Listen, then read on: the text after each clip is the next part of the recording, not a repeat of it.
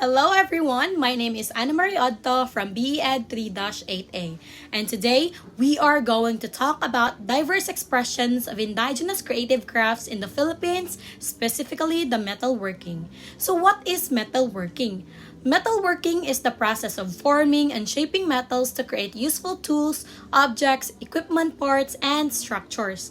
Metalworking projects generally fall under the categories of forming, cutting, and joining, and may involve techniques such as cutting, welding, casting, and molding. Well, metalworking has been a way for civilizations to communicate status, religious beliefs, and symbolisms through artifacts, and a practical way to build tools and structures. It has been practiced by artisans, blacksmiths, alchemists, contractors, and more around the world, all of whom specialize in different aspects of metalworking. So many ancient metalsmithing techniques are still used today, from soldering to welding. But then again, we will talk about the goldsmithing. So Cordillera goldworking, the first one, which is indigenous groups in the Cordillera region such as the Ifugao and Igorot, have a rich tradition of goldworking. They integrate jewelry, ornaments, and ceremonial items using traditional methods. Ifugao and Igorot, these are indigenous groups residing in the Cordillera region of the Philippines. They have a long and rich tradition of working with gold, utilizing their expertise in metalworking for various purposes. Ifugao and Igorot artisans are known for creating intricate gold jewelry. This includes necklaces, bracelets, earrings, and other ornaments. Gold is not only used for personal adornment but also for crafting ceremonial items. This can include headdresses, chest plates, and other artifacts used in traditional rituals and ceremonies. Now let's move on to the next one, which is the filigree work. A filigree, a delicate and intricate metalworking technique, is practiced in various regions including Pampanga and Cebu. It involves twisting fine threads of gold or silver to create decorative designs for jewelry and ornaments. Filigree involves the careful twisting and shaping of fine threads of gold or silver. Artisans manipulate these threads to create intricate patterns and designs, often resembling lace or filigree-like structures. Achieving the desired level of intricacy requires a high level of precision and skills. Filigree artists demonstrate remarkable craftsmanship in creating delicate and detailed pieces. The lightweight and intricate nature of filigree make it well suited for creating elegant and refined pieces. Now let's move on to the next, which is the brass and copper craft.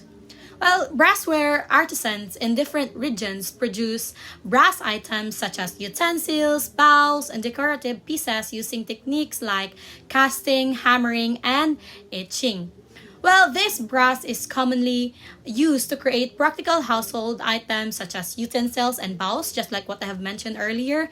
These items showcase the versatility of brass, as it is not only durable but also can be intricately designed. Talking about the three techniques, we have the casting, hammering, and etching. Casting techniques involves melting brass and pouring it into molds to create specific shapes. This allows for the mass production of items with consistent designs. And as for hammering, hammering brass involves shaping the metal by striking it with hammers or other tools. This technique allows for the creation of unique textures and patterns, adding an artistic touch to the finished product. And as for the etching, etching involves using chemicals or tools to create designs on the surface of the brass. This technique allows for a detailed and intricate patterns to be added to the metal. So some metal working artists in the Philippines, including those from indigenous communities, are exploring sustainable practices by using recycled metals. So this is not only aligns with traditional values of resourcefulness, but also addresses environmental concerns in a modern context. Now, as for the copper tools and ornaments, indigenous community in Mindanao engage in copper work, crafting tools, bells, and adornments using traditional methods passed down through generations. While indigenous communities in Mindanao engage in copper craft utilizing methods that have been passed down through generations. This emphasizes the cultural continuity and preservation of traditional techniques. Beyond these tools, copper used to create decorative items like bells, adornments, and ornamental pieces showcase the aesthetic side of copper craft and may be used in rituals or even ceremonies. While copper items may feature designs that hold cultural or spiritual significance, these designs can convey stories, represent elements of nature, or even symbolize the community's beliefs and traditions. So the transmission of copper working skills from one generation to the next helps maintain sustainable and self-reliant approach within the indigenous communities. And now let's talk about cultural significance, symbolism, and rituals. Metalwork often holds cultural symbolism, representing status, wealth, and ceremonial importance within indigenous communities. Certain items also have ritualistic significance. So symbolism, the designs and motifs used in Cordillera goldworking often carry deep cultural and spiritual meanings. These symbols may represent aspects of nature, ancestral spirits, or the community's history.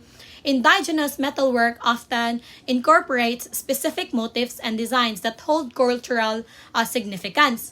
These symbols can represent elements of nature, ancestral spirit, or historical events, serving as a visual language that communicates the community's identity. And now for the next, which is the status and prestige.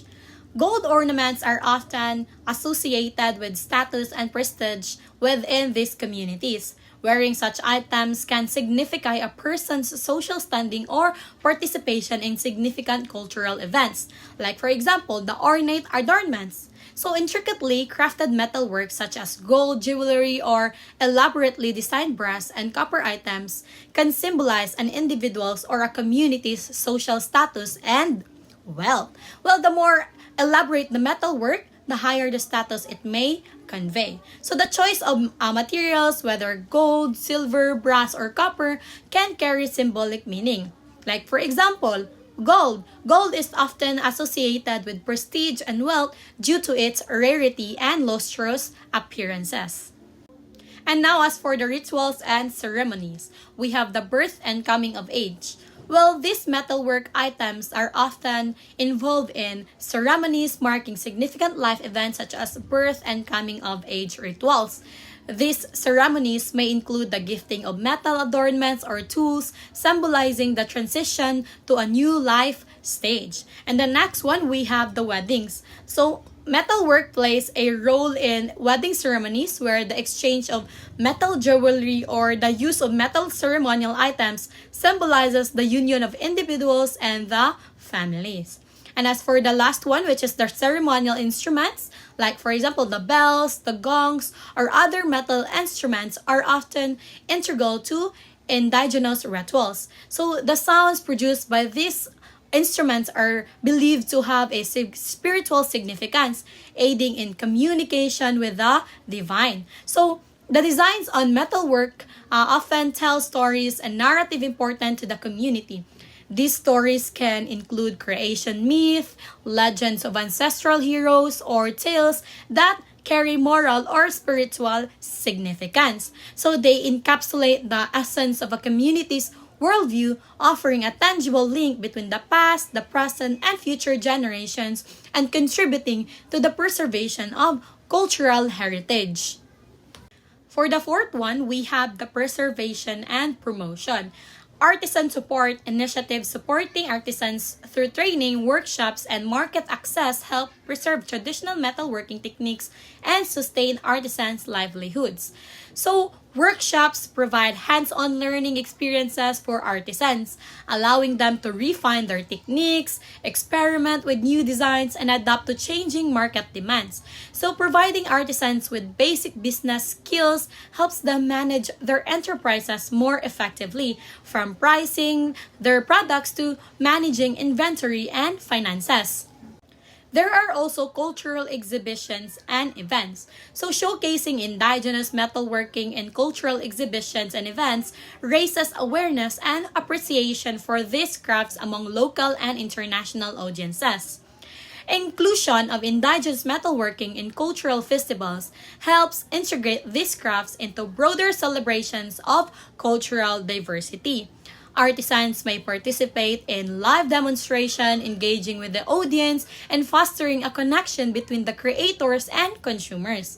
So, participation in craft fairs provides a direct avenue for artisans to interact with potential buyers, receive feedbacks, and gain exposure to diverse markets. So, when metalwork is showcased in exhibitions, cultural events, or through various platforms, it raises awareness about the cultural heritage of indigenous communities. This recognition of fosters a sense of pride and helps protect these traditions. As for the fifth one, let's talk about the contemporary adaptations. So innovation in design, some artisans blend traditional metalworking techniques with contemporary designs, creating modern pieces that retain the essence of indigenous craftsmanship while appealing to a broader market. Contemporary adaptations in indigenous metalworking represent a dynamic fusion of tradition and modernity. So artisans are increasingly embracing innovative design approaches to create modern pieces that not only preserve the essence of indigenous craftsmanship but also appeal to a broader and diverse market. So artisans are incorporating traditional metalworking techniques such as casting, hammering, and etching into the creation of contemporary designs. So this blend of old and new techniques results in unique pieces that carry the craftsmanship of the past into the present. So indigenous metalworkers are adapting their craft to contemporary fashion trends, creating modern jewelry, accessories, and wearables allows them to tap into the preference of a younger and more diverse audience. While social media platforms provide a space for artisans to share their creative process, connect with a broader audience, and receive feedback. So, artisans may adapt ethical sourcing practices, ensuring that the materials used in their metalwork are obtained responsibly and contribute positively to the communities and environments involved. And these two are the example of this contemporary adaptation. The first picture and the second picture. Now, let's move on to the future indigenous crafts in contemporary society. So let's have the innovation and adaptation. So technology integration. Embracing technological advancements while preserving traditional techniques allows artisans to create innovative products and reach wider audiences through digital platforms. So in the context of future indigenous crafts, technology integration refers to the seamless blending of traditional craftsmanship with modern technologies. This includes incorporating digital tools, software, and online platforms to enhance various aspects of the craft production process, like setting up online stores or collaborating with e-commerce platforms enables artisans to showcase and sell their products globally. This broader product reach can lead to increased sales and greater economic opportunities. So conducting virtual workshops and training programs allow artisans to share their skills with a broader audience, and this facilitates the preservation and transmission of traditional knowledge to a global community. And another one, the contemporary designs. So continuously adapting indigenous crafts to contemporary taste and trends ensures their relevance in a changing market, appealing to diverse consumer preferences. So the adaptation of indigenous crafts to contemporary tastes and trends involves infusing traditional techniques with modern aesthetics, materials, and functionalities. So exploring the use of modern, sustainable materials while retaining traditional craftsmanship techniques can result in innovative and eco-friendly products that align with contemporary values. Offering customization options allows consumers to personalize indigenous crafts according to their preferences.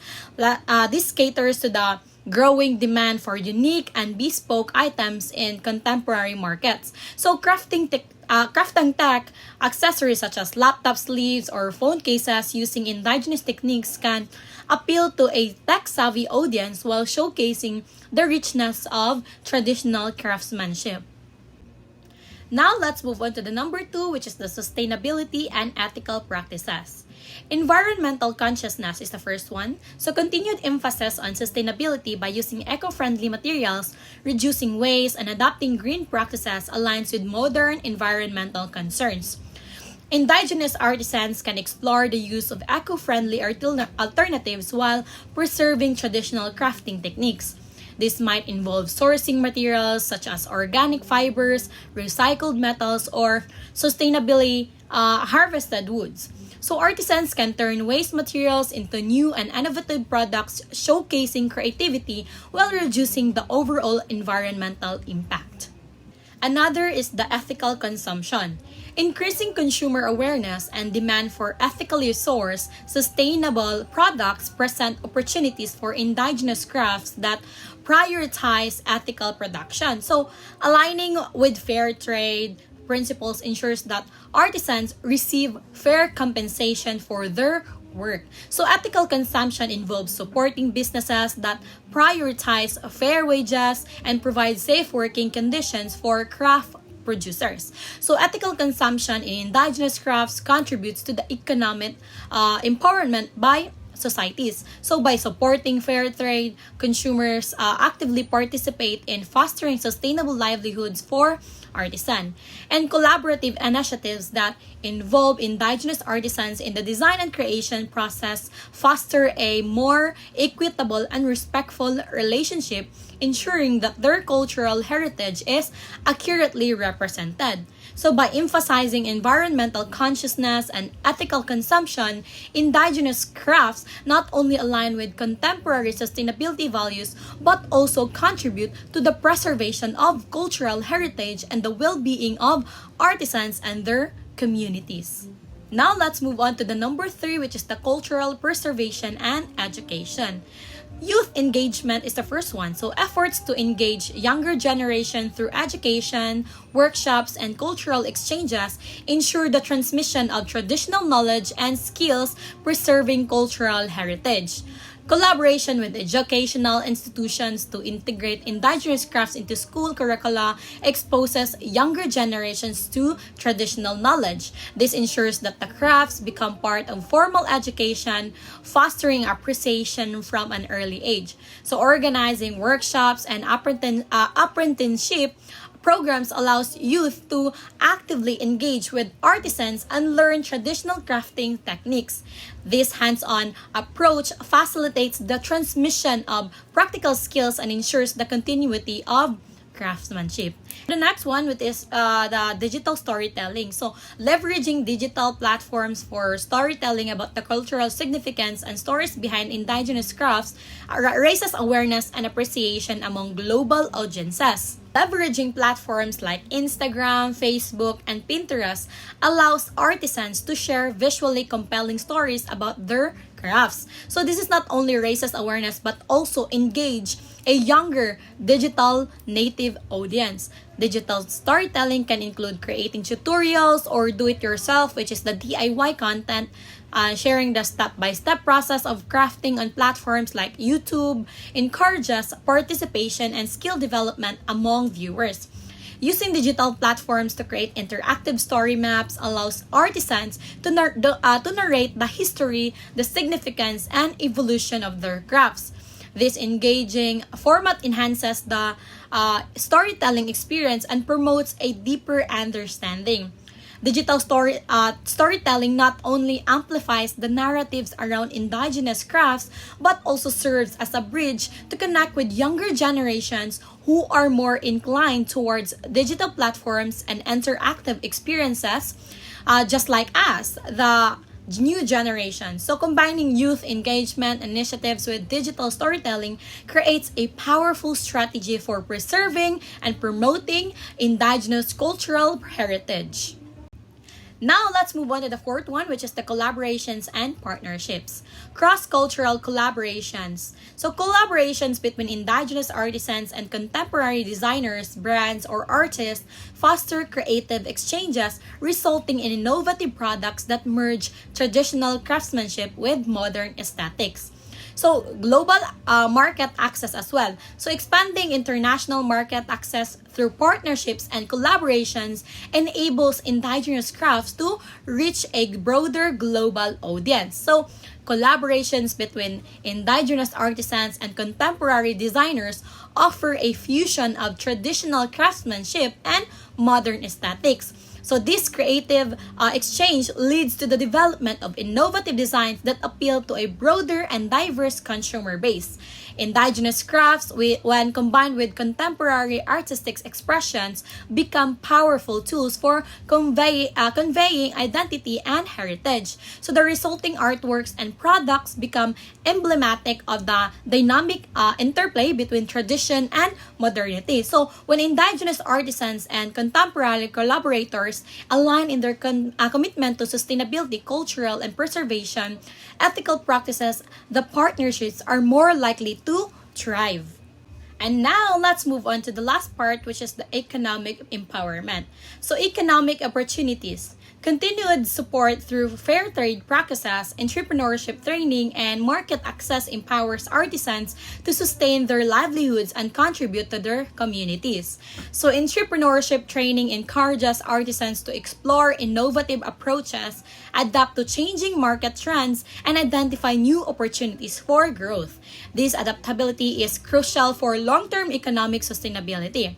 Training programs helps artisans diversify their income sources.